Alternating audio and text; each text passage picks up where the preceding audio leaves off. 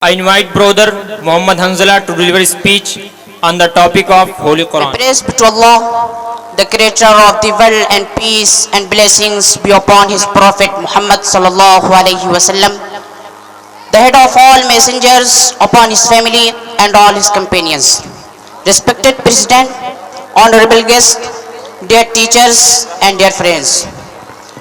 Today on this auspicious occasion, it is my pleasure to say some words on the topic of the Holy Quran.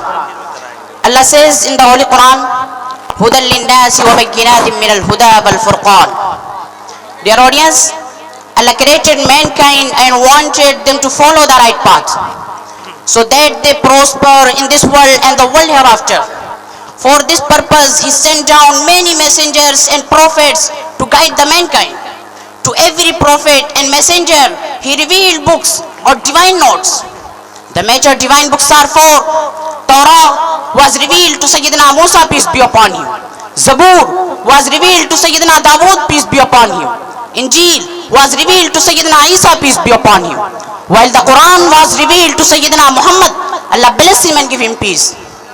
Dear audience, the Holy Quran is the divine sent down by Allah to his last and final prophet Muhammad, Allah bless him and give him peace.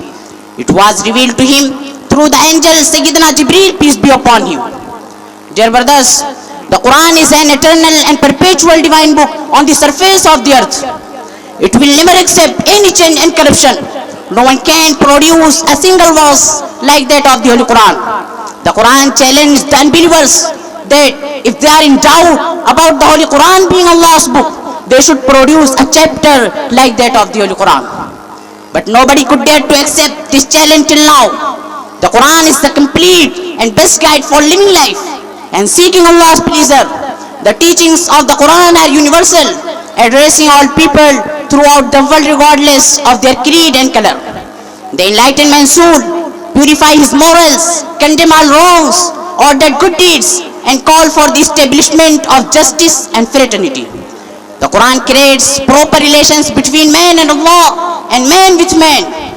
It leads man to understand his role in this world, encourages him to think and ponder, and guide him in the usage of natural resources. In short, the Quran provides all the guidance that humanity needs. Without the guidance of the Holy Quran, humanity would still be groping in the darkness of ignorance. May Allah give us tawfiq to read and recite the Holy Quran and act upon it as well. Here I end my speech.